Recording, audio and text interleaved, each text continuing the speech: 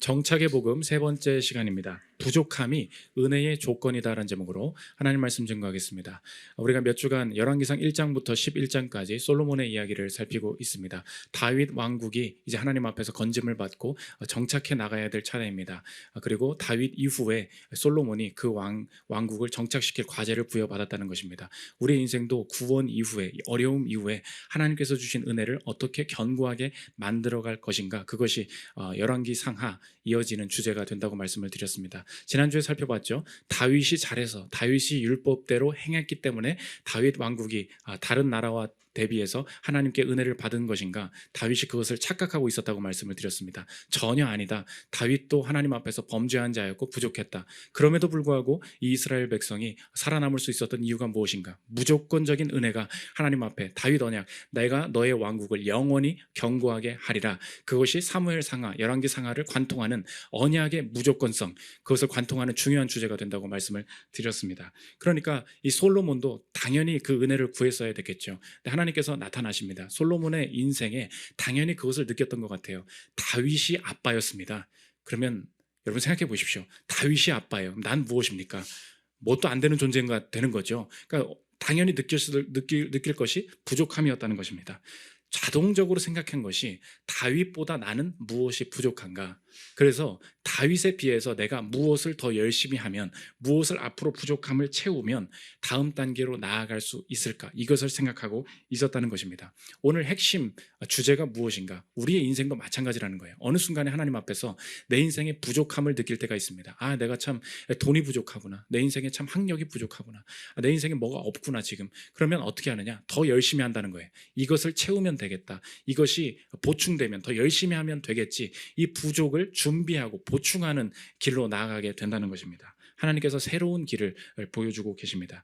부족함을 보충하는 세계관이 아니라 부족함을 인정하고 이 부족함 속에서 하나님의 은혜를 구할 때 그 부족 속에 앞으로 나아가는 길이 있다는 것입니다. 저 여러분, 오늘도 부족함을 느끼는 삶의 많은 영역들이 있지 않습니까? 이 부족함을 해결하지 않는다는 거예요. 이 부족함을 보충하려고 들지 않는다는 거예요. 하나님께서 이 부족함 속에 일하실 새로운 은혜의 길이 있다. 그것을 보여주고 계시다는 것입니다. 솔로몬이 다윗이라는 위대한 아버지, 위대한 왕 앞에서 부족함을 느꼈고 어떻게 은혜로 이 문제를 풀어갔는지 살피는 시간 갖도록 하겠습니다. 세 가지로 나눠서 살피겠습니다. 첫째로 살필 것은 은혜의 시작입니다. 이제 솔로몬이 다윗으로부터 왕위를 물려받았습니다. 그런데 이 훌륭한 아빠를 두니까 문제인 거죠. 여기도 훌륭한 아빠와 훌륭한 엄마 때문에 고생하신 분들이 여기 다 앉아 계시지 않습니까? 그리고 훌륭한 형 누나, 훌륭한 언니 오빠 때문에 괴로움을 겪고 있는 둘째가 여기 다 계신 줄 압니다. 아빠가 하필 서울대예요. 엄마가 너무 돈을 잘 벌어요. 그리고 형만 너무 공부를 잘해요. 우리 오빠가 연대를 들어갔대요. 그런 것 때문에 내가 너는 무슨 꼴이냐고 오늘 이 시간에 둘째들에게 특별한 위로가 있기를 바랍니다. 우리 그런 비교 때문에 우리가 늘 느끼는 게 뭐예요? 솔로몬이 마찬가지 그걸 느꼈다는 것입니다. 다윗은 저렇게 잘해가지고 하나님 앞에 은혜를 얻었는데 나는 그러면 자동적으로 어떤 생각이 들겠어요? 하나님 앞에서 무엇을 더 하면 다윗에게 주셨던 은혜를 나도 받을 수 있을까? 그 전제를 깔고 오늘 하나님을 만날 때 솔로몬이 이야기를 하는데, 하나님, 다윗 왕국에 은혜 주실 때 우리 아빠였던 다윗이 하나님 말씀 잘 들어서 그렇게 된 거잖아요. 그 전제를 깔고 말을 하더라는 것입니다. 6절 한번 보십시오. 솔로몬이 이르되 주의 종 내 아버지 다윗이 성실과 공의와 정직한 마음으로 주와 함께 주 앞에서 행함으로 주께서 그에게 큰 은혜를 베푸셨고 주께서 또 그를 위하여 이 큰 은혜를 항상 주사 오늘과 같이 그의 자리에 앉을 아들을 그에게 주셨나이다. 왜 은혜를 주셨는가? 다윗이 성실과 공의와 정직한 마음으로 주와 함께 주께서 행했기 때문에 이게 원인이라는 거예요. 이것이 솔로몬이 바라보는 은혜가 부어지는 조건이 되었다는 것입니다. 이 은혜를 왜 주신 거냐? 솔로몬이 은혜의 조건을 스스로 정의하고 스스로 전제하고 있었다는 거예요. 다윗이 성실과 공의로 하나님의 뜻을 행했기 때문에 이렇게 된 것이다. 그 전제 속에 그러면 나는 어떻게 해야 됩니까? 다윗만큼 그렇게 더 행해야만 하나님께서도 내게 그것을 주실 것이다. 부족함을 느꼈고 부족함을 채우는 길로 가려고 했다는 것입니다. 지난주에도 살펴봤지만 다윗이 부분적으로 하나님 앞에 순종한 건 맞죠. 그러나 다윗 때문에 그 은혜 주어진 것 절대 아니라고 했습니다. 무조건적인 은혜, 너 다윗의 왕위를 영원히 견고하게 하겠다 약속 때문에 주어진 거라는 거예요. 그러니까 하나님께서는 아빠 잘못 만나서 솔로몬이 고생하게 하신 게 아니라는 거예요. 그럼 어떻게 하나님께서 의도적으로 이 일을 왜 마주하게 하시느냐? 우리 인생도 하나님 앞에서 부족함을 경험하게 하실 때가 있습니다. 저주예요? 나쁜 일이에요? 아니라는 거예요. 솔로몬이 다윗 때문에 부족함을 느꼈는데 솔로몬의 인생의 길을 어떻게 바꾸어 가시느냐? 하나님은 의도적으로 솔로몬이 그 고백을 하게 하시고 솔로몬의 고백이 고쳐지도록 만드셨다는 거예요. 솔로몬이 어떻게 고백하냐? 다윗이 그렇게 잘해서 잘 됐죠. 저는 뭘 준비하면 될까요? 말하지 않았고 자신의 부족함을 인정하는 길로 나아가게 하셨다는 것입니다. 이게 하나님께서 솔로몬에게 주신 복이었다는 거예요. 솔로몬의 고백입니다. 7절 보십시오. 나의 하나님 여호와여, 주께서 종으로 종의 아버지 다윗을 대신하여 왕이 되게 하셨사오나, 여기죠. 종은 작은 아이라 출입할 줄을 알지 못하고, 다윗 앞에서 내가 무엇을 더 준비하면 되겠습니까? 라고 하나님을 만났습니다. 근데 하나님께서 솔로몬의 고백을 고쳐주셨어요. 솔로몬이 무엇을 고백하게 하셨습니까? 부족함을 준비하는 방향으로, 부족함을 채우는 방향은 내 방향이 아니라는 거예요. 부족을 채우는 세계관이 아니라 부족을 인정하는 세계관, 부족 속에 은혜가 부어지는 세계관, 오히려 부족해서 되는 세계관, 그 길로 나아가게 하시더라는 것입니다. 우리 인생도 마찬가지입니다. 하나님께서 신자들의 삶 속에서도 부족함을 느끼게 하실 때가 있어요. 그럴 때에 하나님이 떠나신 것이 아니라 그 부족 속에서 무엇을 일하고 계신 것이냐, 정리하면 오늘 제목과 같다는 것입니다. 부족함이 은혜의 조건이라는 거예요. 어떻게 은혜가 부어지냐? 부족해야 부어진다는 거예요. 부족해야만 부어진다는 거예요. 부족함이 장애였습니다. 이제 솔로몬의 고백이 바뀌었습니다. 어떻게 바뀌었어요? 부족했기 때문에 은혜를 구했고, 그렇기 때문에 이 왕국이 앞으로 나아가게 되었다. 솔로몬은 다윗을 보면서 이 아빠 때문에 내가 고생이라고 생각했어요. 착각할 뻔했죠. 아빠 따라할 뻔했습니다. 은혜의 길을 이탈할 뻔했어요. 하나님께서 만나주시면서 치유해 주시고 교정해 주십니다. 아니야, 다윗처럼 되는 거 아니야. 부족하지. 은혜의 길, 부족을 인정하는, 족은 작은 아이라, 부족을 인정하는 세계관으로 바꾸어 줬다는 것입니다. 여기 사회생활 하시는 분들 많이 앉아 계실 거라고 생각하는데, 우리가 부모로부터 듣고 자란 것, 그리고 내가 지금 자녀를 가르치면서 내가 듣지 못하고 교육받지 못하고 자란 것이 있습니다. 늘 너의 인생을 앞으로 발전시켜 나가고 장래의 길을 열어나갈 때 어떻게 해야 되냐?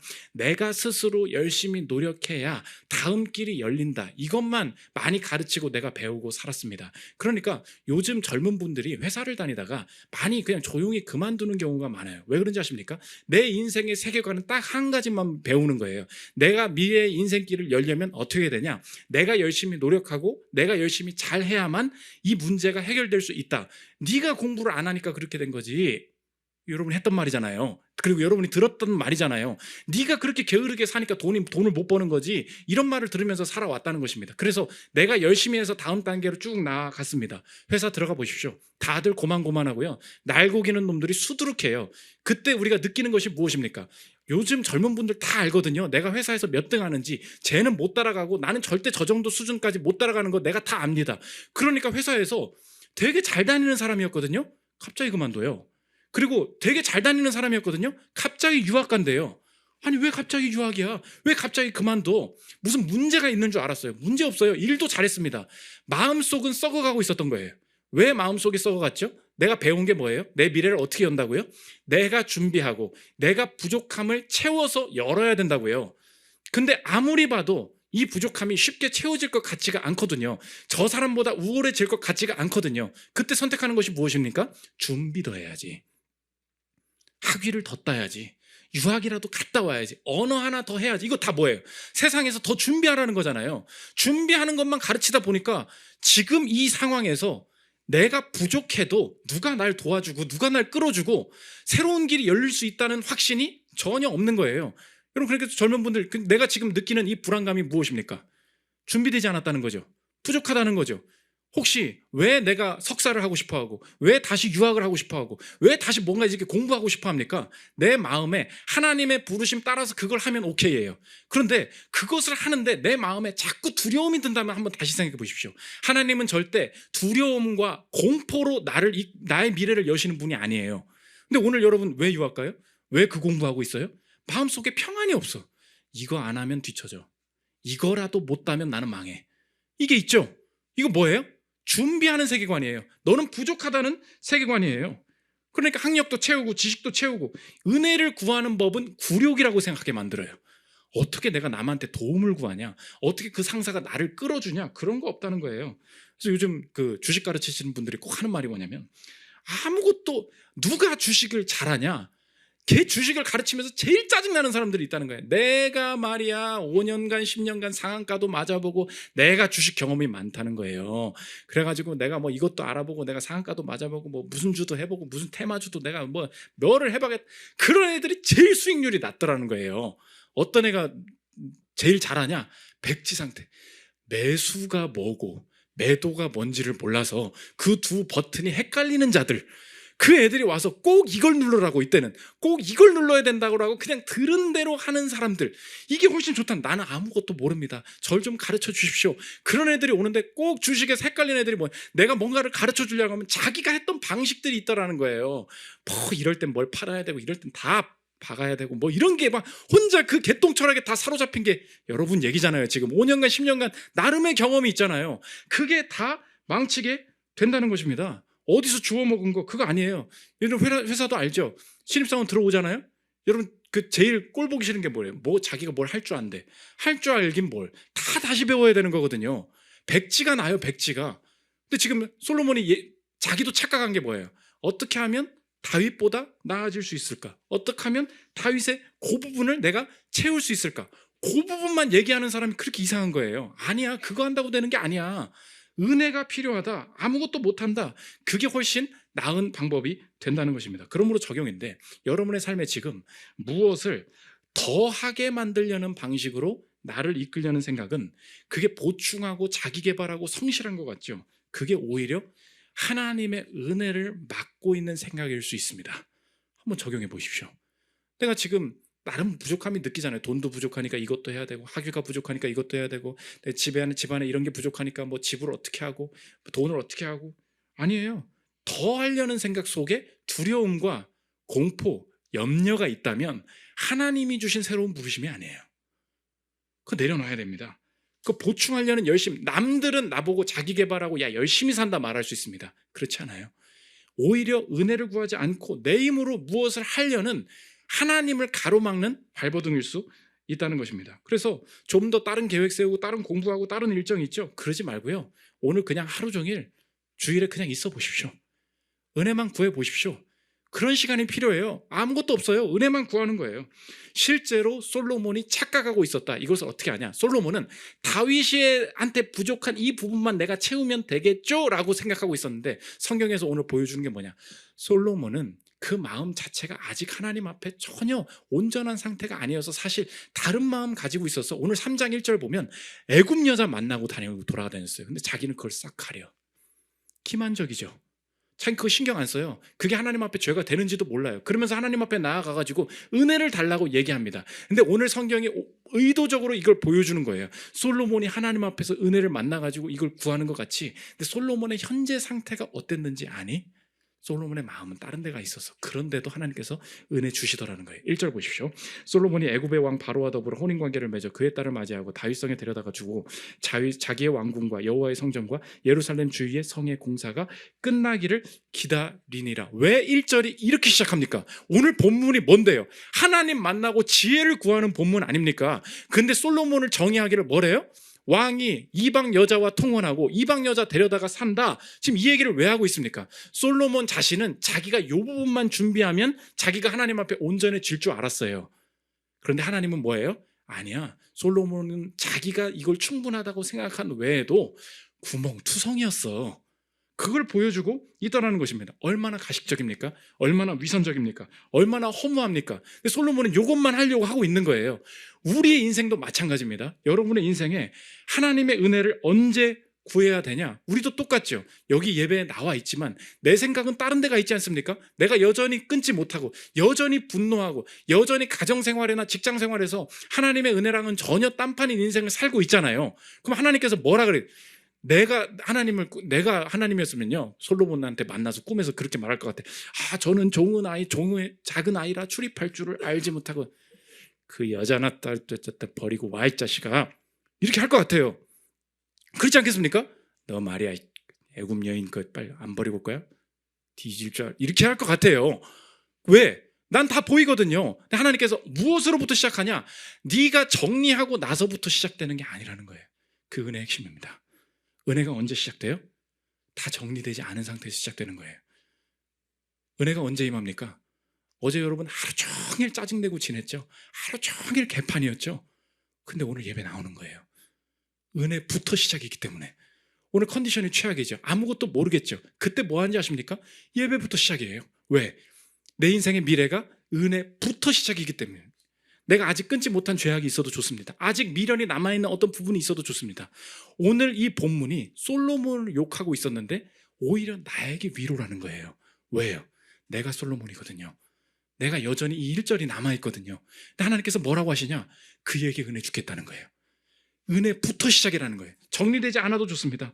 고쳐보지 않아도 좋습니다. 아직 고쳐지지 않았어도 좋아요. 은혜 주십시오. 거기서부터 모든 게 치유되고 시작될 수 있다. 그러므로 여러분의 인생에 하나님 앞에서 뭘 좀 낫게 하면 주님께서 뭘 이렇게 좀 잘 되게 해주실까? 거래적인 생각이고요, 조건적인 생각입니다. 은혜는 거래로 주어지지 않아요. 하나님께서 무조건 주신다는 것입니다. 두 번째로 살펴볼 것은 은혜의 작용입니다. 실제로 내가 하나님 앞에 죄인이고 이 부족함 속에 은혜 구해야 되는구나라는 것을 깨달을 때 실제적으로 하나님께서 내 삶을 이끄시는 과정은 어떻게 되느냐, 그 방식인데 두 가지입니다. 첫째로 하나님이 간구하게 하신다는 거예요. 새로운 간구의 세계를 열어 주신다는 것입니다. 오늘 하나님께서 솔로몬을 만나자마자 주님께서 은혜 주실 때 이끌어 가시는 방식이 뭐냐? 뭘 줄까? 구해봐라. 구하는 세계가 있다는 것을 보여주신다는 거예요. 5절 한번 보십시오. 기브온에서 밤에 여호와께서 솔로몬의 꿈에 나타나시니라. 하나님이 이르시되 내가 내게 무엇을 줄고 너는 구하라. 솔로몬은 지금까지 뭐 하려고 했어요? 내가 준비하려고 했어요. 내가 부족함을 채우려고 했다고요. 그런데 뭐래요? 부족함을 내 성실로 채우지 않는 방식이 있다는 것입니다. 그게 뭐예요? 간구하는 거예요. 간구하는 세계가 있다는 것입니다. 자신의 낮아짐을 느낄 때 하나님께서 새롭게 부어주시는 게 있어요. 그게 무엇입니까? 간구하게 하시는 거예요. 그래서 기도는 기도하게 하시는 자만 기도할 수 있는 것입니다. 우리가 내가 원하는 게 있으면 막 나불나불대면 그 기도가 될 것 같죠? 그렇지 않아요. 뭘 기도해야 될지를 모릅니다. 근데 내 마음에 은혜가 부어지잖아요. 하나님, 내가 은혜 주십시오. 그럴 때 하나님께서 주시는 단어, 하나님께서 주시는 한 문장, 하나님께서 주시는 주제가 있어요. 내 생각이 아니거든요. 그거 붙들고 기도하게 하세요. 간구하게 하세요. 그러다 보면 은혜로 그 일들이 벌어지고 풀리게 되는 일이 생기게 된다는 것입니다. 솔로몬이 지금 여자의 아직도 그 여자의 마음이 있고 그런 애였다니까요. 근데 하나님께서 은혜, 종은 작은 아이입니다 하자마자 기도 제목을 주신 것 같아요. 제가 다른 거 구하지 않고 주님 앞에서 바른 간구를 하게 하십니다. 8절부터 한번 보십시오. 주께서 택하신 백성 가운데 있나이다. 그들은 큰 백성이라 수요가 많아서 셀 수도 없고 기록할 수도 없사오니 누가 주의 이 많은 백성을 재판할 수 있사오리까. 듣는 마음을 종에게 주사 주의 백성을 재판하여 선악을 분별하게 하옵소서. 솔로몬이 이것을 구하매 그 말씀이 주의 마음에 든지라. 무엇을 구했습니까? 9절에 내가 앞으로 많은 백성을 재판해야 될 것 같은데 듣는 마음 주십시오. 이 듣다 쉐마입니다. 하나님의 말씀을 듣는 거, 그 마음 달라는 거예요. 그게 지혜죠. 그 마음 주시면, 그거 주시면 제가 인생 미래 모든 것을 할 수 있겠습니다. 솔로몬의 미래를 결정짓는 한 단어가 뭐였어요? 듣는 마음이었어요. 그러니까 인생에 막 주절주절 거리거든요. 우리가 처음에 기도하면 막 주절주절 거려요. 그러다가 이거 하나 붙잡으면 되겠다라고 은혜로 하나님 앞에서 간구하게 하시는 한 주제가 팍 생긴다고요.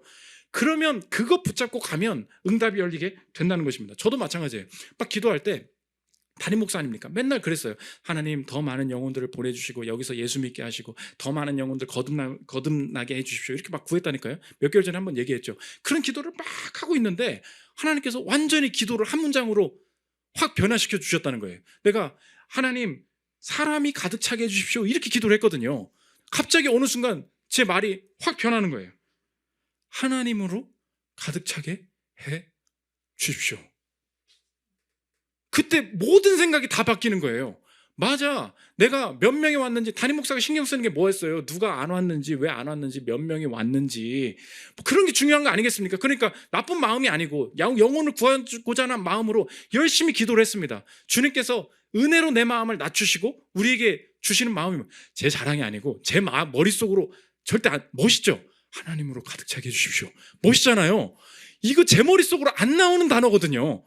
담임 목사들은 다 사람으로 가득 차게 해주시고 이걸로 가득 찬 사람들이 담임 목사들이에요. 근데 하나님이 마음을 확 바꾸세요. 그래, 1명이 있든 10명이 있든 1000명이 있든 하나님으로 가득 차면 되는 거지. 그 마음 가지고 있으니까 불이 확 일어나요. 적용하면 무엇이냐? 여러분 인생에 은혜를 경험하게 하시면서 은혜만 붙들게 하시면서 생기는 기도 제목, 그게 있으십니까? 그렇게 이끌어 가신다는 거예요. 내가 구했던 거랑 좀 달라요. 내 생각으로 나올 수 없는 얘기예요. 그런데 은혜로 마음이 부어질 때 하나님이 어떻게 작용하신다고요? 간구의 세계를 열어주신다고요. 뭘 더 준비해야 될까가 아니에요. 남들은 나불나불거리면서 기도하고 있는 게 뭐가 준비냐고 이야기하겠죠. 아니에요. 새로운 세계 자체가 있는 거예요. 간구의 세계가 있다는 것입니다. 공병철 님이라는 분이 쓰신 책인데 하수구 뚫는 법대생이라는 책이 있습니다. 이분이 10년 동안 사법고시 하다가 안 된 거예요. 35이 됐습니다. 교회에서도 그래서 여러분 좀 조심해야 될 게 젊을 때 20대 초반에 고시 공부한다고 한다니까 다 우러러봐 주더라는 거예요. 야, 고시 공부할 사람이라고. 35에 고시 공부한다고 다니까 다들 인사 안 하고 가더래요. 그러니까 이게 자기 정체성이 그렇게 다 무너지는 거죠. 아무것도 이제 교회에서 자꾸 이렇게 무시하고 그러면 안 됩니다. 근데 10년 동안 그렇게 하고 야, 난 사시는 안 되니까 노무사로 바꿔야겠다. 노무사 또 떨어진 거야. 모든 게 떨어지고 그러니까 보다 못한 청년부 목사님이 안 되겠다 싶어가지고 이 친구한테 야, 너 그래도 뭐라도 좀 해봐라. 내가 아는 분 중에 하수구 잘 뚫는 분이 있는데 너무 사업을 잘 하시는데 일손이 부족하다고 하루나 이틀이라도 좀 가서 해보라고 그래가지고 이제 갔다는 거예요. 그러니까 얼마나 마음속으로는 비참함이 있겠습니까? 직업에 귀천이 없다고는 하지만 내가 정치인 돼가지고 사시 붙어서 정치인 되려고 그랬대요. 근데 내가 이거 안 하고 갑자기 뚫고 한다고 하니까 근데 너무 힘들게 했어요. 그리고 나서 내가 같이 일하는 사장님한테 보니까 돈을 버는데 하루에 얼마 가져가나 보니까 오메 160을 가져가더라는 거예요. 하루에, 한 달이 아니고 하루에 160이나?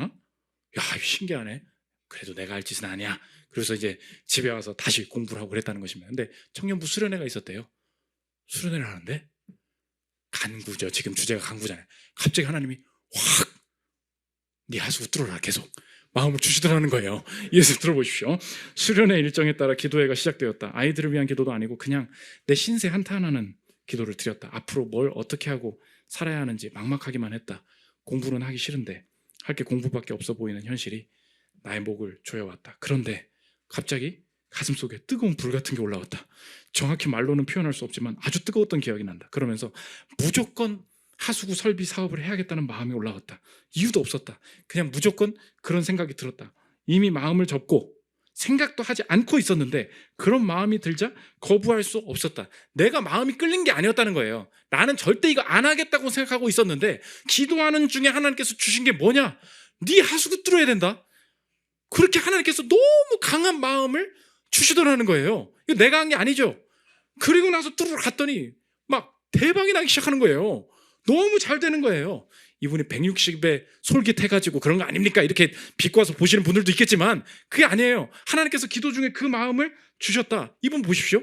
내 기도 제목 아니죠. 하나님께서 이 어떤 사람의 미래를 여실 때, 막힌 문을 여실 때 어떤 세계를 보여주신다고요? 내가 뭘 더 준비해야 될까? 여기에만 다 사로잡혀 있다고요. 그러니까 그 준비가 안 되면 불행한 거죠. 여러분도 그거죠. 이 준비를 해야 된대요. 세상에서 지금 이 나이 때 이 회사에서는 요걸 해야 된대. 근데 그걸 할 여력도 기회도 없어. 그게 우리 인생이잖아요. 나이가 이렇게 먹으면 이렇게 된대. 그 준비가 지금 안 돼 있잖아요. 여러분이. 그게 불행한 거 아닙니까? 그게 비참한 거잖아요. 준비의 세계관으로는 그게 비참이라고요. 근데 성경은 아니래요. 뭐래요? 다른 세계가 있대요. 그게 은혜래요. 근데 은혜가 부어질 때 하게 하시는 게 뭐래요? 간구라는 거예요. 부르짖으라는 거예요. 기도 제목을 주신다는 것입니다. 그러면 열리게 된다. 이 세계가 있다는 것입니다. 두 번째, 이 간구가 어디로 이어지느냐? 영광으로 임하게 된다는 거예요. 세상의 방식은 이렇습니다. 열심히 했어요. 기도했어요. 그랬더니 해결되더라. 문제가 풀리더라. 위기였는데 극복하더라. 이게 끝입니다. 오늘 본문 뒤가 나오는데 솔로몬이 사건을 맞지 않습니까? 자기 앞에 창기 2명이 옵니다. 둘 다 같이 살고 있었어요.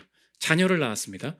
근데 이 자녀 중에 한 명이 죽게 된 거예요. 근데 자기 자녀가 죽으니까 남의 자녀 데려다가 자기 자녀인 척 한 거죠. 재판을 걸게 됩니다. 누가 내 자녀인가 알아봐 주십시오. 솔로몬이 대답해줘. 칼로 이 자녀를 둘로 나누어라. 그랬더니 진짜 엄마가 얘 그냥 애 줘버리십시오. 유명한 판결 아닙니까? 이 판결을 했어요. 위대한 판결이죠. 지혜로운 판결이죠. 성경은 뭐라 그러냐? 이 문제, 이 사건, 이 케이스를 해결했더라. 여기서 끝나지 않더라는 거예요. 하나님께서 은혜 가운데 사람의 인생을 이끌어 가실 때는 은혜와 관련 없는 해결, 은혜와 관련 없는 미래가 열리게 하시지 않는다는 거예요. 당연하죠. 하나님께서 은혜를 구하게 하시지 않습니까? 문제가 생겼어요. 간구했습니다. 그 해결은 언제나 하나님의 임재가 묻어있다는 거예요. 하나님의 영광이 묻어있게 되더라는 것입니다. 이 판결을 했더니 사람들이 오, 솔로몬 잘하네 이르지 않고 뭐가 보이는데 28절 보십시오. 온 이스라엘이 왕이 심리하여 판결함을 듣고 왕을 두려워하였으니 이는 하나님의 지혜가 그의 속에 있어 판결함을 봄이더라. 사람들이 뭘 봤대요? 솔로몬을 보지 않았대요. 하나님의 지혜가 그의 속에 있어. 지금 속에 있는 게 보이더라는 거예요. 속에 뭐가 있었대요? 하나님의 지혜가 있었대요. 그거를 옆에 있는 사람들이 뭐야? 하나님이 보이는데? 이거라는 거예요. 여러분의 인생에 지금 문제 해결에 열심히 간구했습니다. 나중에 결론이 뭐예요? 해결했습니다. 극복했어요. 목사님 취업했습니다. 그겁니까? 그게 아니라는 거예요. 영광이 묻어 있다고요. 영광이 뭐예요? 하나님이 하셨구나. 이거 하나님 보이는데? 이게 느껴지게 된다는 겁니다. 솔로몬 스스로도 재판을 하고 있는데 느껴지는 거예요. 뭐라 그러냐? 뭐야? 이거 내가 간구했던 거잖아. 8절 9절 보십시오.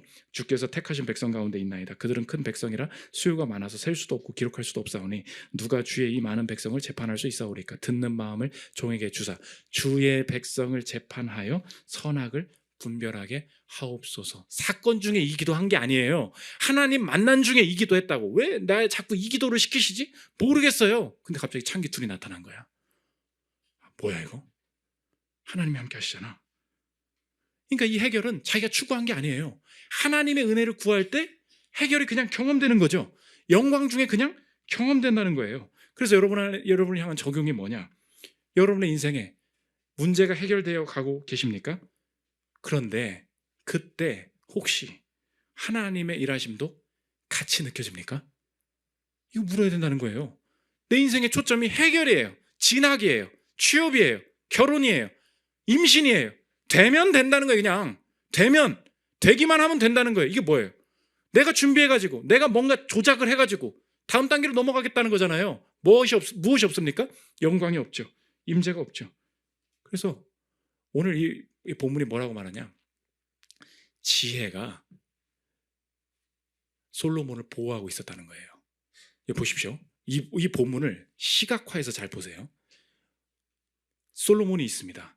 이 본문을 어떤 주석학자가 뭐라 그랬냐면 솔로몬이 지혜와 첫날 밤을 보내고 있었다 이렇게 표현했어요. 하나님을 만난 거예요. 솔로몬에게 지혜가 영광으로 임한 거예요.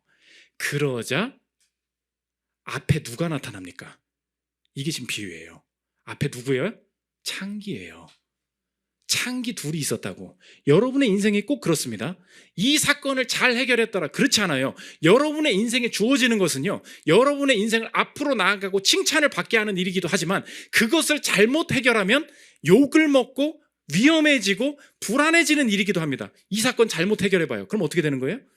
내 평판 망가지는 거예요. 내 인생이 더 안 좋아지는 거예요. 그렇지 않습니까?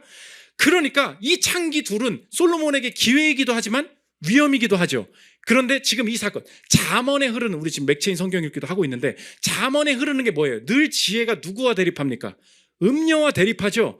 그거라는 거예요. 하나님의 지혜가 솔로몬에게 임했습니다. 솔로몬이 자신의 본성된 마음으로는 애굽 여자, 1절에 애굽 여자 탐하러 다니는 사람이에요. 그럼에도 불구하고 하나님 만나서 은혜 입으니까, 지혜가 보호하니까 자기 앞에 음녀 둘이 나오는데 분별하더라는 거예요. 이 음녀한테 먹히지 않더라는 거예요. 지혜가 나를 보호하고 있죠. 이게 영광이라는 거예요. 이게 보이니? 그러니까 지금 3장의 그 순서가 보이시죠? 하나님을 만났다. 그 뒤에 진짜 그 영광이 솔로몬의 삶 속에 임하고 있더라. 그 케이스인 거예요. 지혜와 첫날 밤을 보내고 있으니까 음녀로부터 보호받는 인생을 살더라. 이걸 하는 것입니다. 실제로 내 삶에 하나님의 영광이 함께한다. 아까 그 공병철 씨 하수구 뚫기 시작했어요. 근데 내 인생에 모든 걸 포기하고 내가 못하니까 어쩔 수 없이 이 일을 한다고 생각을 했습니다. 근데 그분이 뭐래? 하나님께서 마음 주신 게 뭐냐? 너 이거 내 일이야. 건물이 기능하게 만들고 바르게 하는 거 내 일이고, 내가 하나님의 일을 너의 손을 통해서 하는 거야. 너 이거 예배야. 하나님께서 그 마음 주셨다는 거예요. 근데 그 마음 가지고 살고 있는데 어느 날 누가 변기 막혔다 그래가지고 변기 뚫으러 갔다는 거예요. 너무 안 뚫려. 이 집 막히고 옆집 막히고 옆집까지 다 막혀가지고 이 배관이 어떻게 바닥 배관까지 다 뚫었는데도 이게 안 뚫리더라는 거예요. 하나님, 내가 진짜 예배 드리는 마음으로 이 건물의 질서를 회복시키는 마음으로 열심히 했는데 하나님 안 되네요. 하나님, 이 예배도 기뻐 받아주셨음을 믿습니다. 근데 다 안 되네요. 그래서 짐 싸고서 뒤돌아서 나갔대요. 아우, 진짜 안 되네요. 죄송합니다. 확 나가는데 쫙 내려가더라는 거예요. 뭐야? 진짜 어떤 방법을 써도 안 돼가지고 미안합니다. 다 환불해. 싹 내려. 뭐야? 느낀 게 뭐야? 주님이 뚫으셨다. 주님이 내 예배를 받으셨다. 그렇게 느껴지더라는 거예요. 우리 인생의 현장 속에서 그렇게 느껴질 때가 있다는 것입니다. 그분 고백이에요. 들어보십시오. 포기하려고 가려는 순간에 주님이 직접 뚫으셨나 보다. 오늘 나의 일을 예배로 받으셨나 보다. 할렐루야. 오늘 일은 하나님이 기쁘게 받으신 진짜 예배였다. 건물에 막힌 곳을 뚫어주고 질서를 회복하시는 일에 동참했다. 진짜 예배였다. 우연이라고 말할 수도 있겠지만 이런 일이 2번이나 일어났다. 아마도 하나님은 나에게 확실하게 다시 한번 이야기하고 싶으셨던 것 같다. 여기부터입니다. 나는 예배받기 원하는 하나님이다. 맞다. 하나님은 나에게 예배를 받고 싶어 하신다. 예배당에서 드리는 공예배뿐만 아니라 일상과 일터에서도 예배자로 부르시고 예배하라고 하신다. 질서의 하나님은 건축물의 제 기능을 회복하시고 나를 예배자로 높여주시며 추가 공사를 허락하셔서 더 많은 축복을 부어주셨다. 나의 일이지만 하나님의 일이었고 하나님의 일을 내가 한 것이었다. 이 깨달음이라는 거예요. 여러분의 인생에도 내일부터 언제나 음녀가 나타납니다. 음녀가 뭐예요? 기회이자 동시에 위험이에요.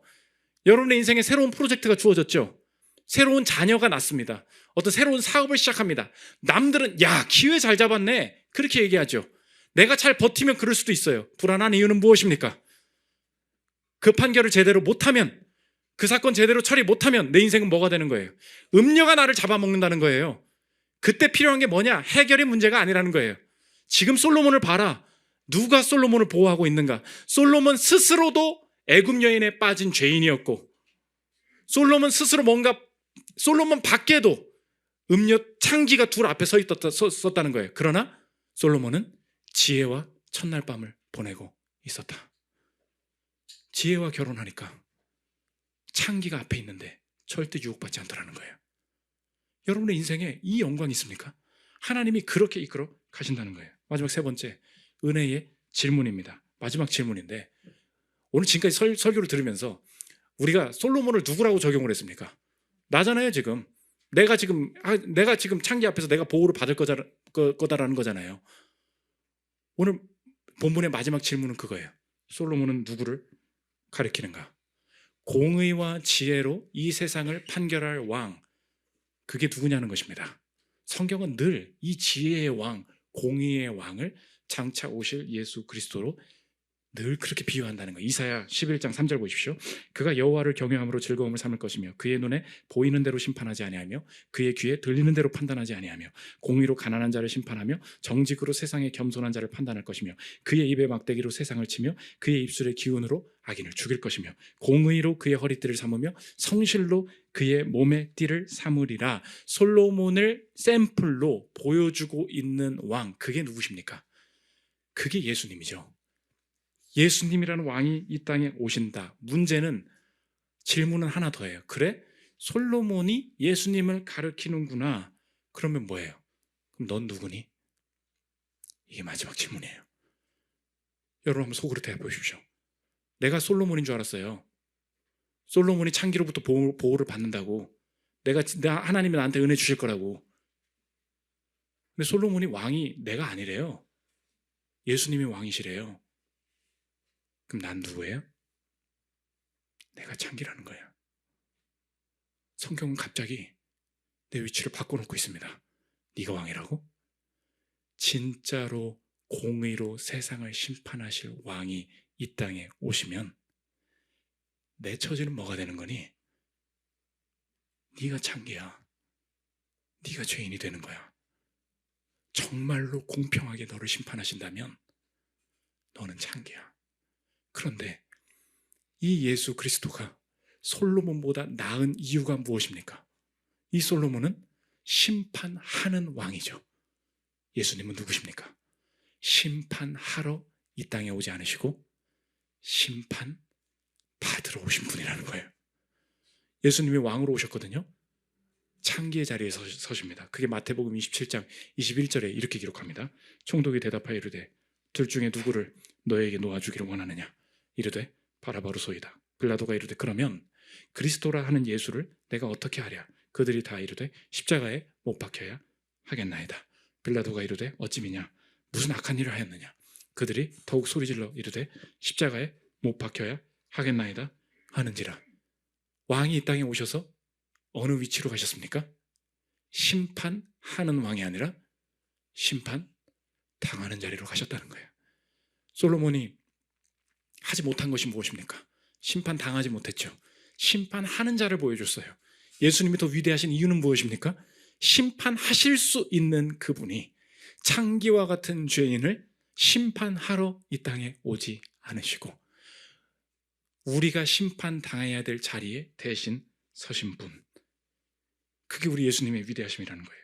그러므로 그분이 나한테 심판하지 않으시고 모든 죽을 준비, 다시 살 준비, 영생 얻을 준비를 그분의 육체로 모두 준비해 놓으신 그분이 나의 하나님이시라면 내 인생의 남은 부족함도 이제 다시 해석하겠다. 이 자신감이 이제 생기는 거예요. 지금까지는 뭐가 이게 부족한데 내가 뭘 못해서 이렇게 은혜를 안 주시는 건지, 이 부족함을 어떻게 준비하고 채워나갈지 준비에 내 인생의 모든 주제가 있었습니다. 그런데 하나님께서 영생을 준비해 놓았다고 약속해 주셨음에도 내 인생의 현재의 부족함을 경험하게 하신다면 이제 이 부족함은 다시 해석하겠습니다. 나의 죄된 본성이었던 은혜 구하지 않는 마음, 이거 내려놓게 하시고 부족할 때마다 나는 여전히 다른 것에 관심 많고 여전히 다른 것에 정신이 팔려 있지만 은혜로 시작하고 은혜로부터 시작되는 것 때문에 내 인생이 모두 변화될 수 있겠군요. 하나님 이제 부족할 때마다 은혜 구하면서 간구하는 방식으로, 영광 보는 방식으로 내 인생의 문제를 해결해 나갈 때 살아보니까 노인보다 우월한 지혜, 내 원수보다 나은 지혜를 가지고 나를 여전히 보호해 가시는 그의 영광을 내 삶을 통하여서 증거하고 내가 경험하기를 원합니다. 이 고백이 가능할 수 있다는 것입니다. 이 준비의 열정에 사로잡힌 이 시대 가운데 종은 작은 아이라 이 은혜의 마음을 깨달음으로 말미암아 부족함이 오히려 은혜의 조건이 되고 간구함으로 응답받는 저러분들 되시기를 기도합니다. 우리 진리 찬양하고 기도하는 시간 갖도록 하겠습니다.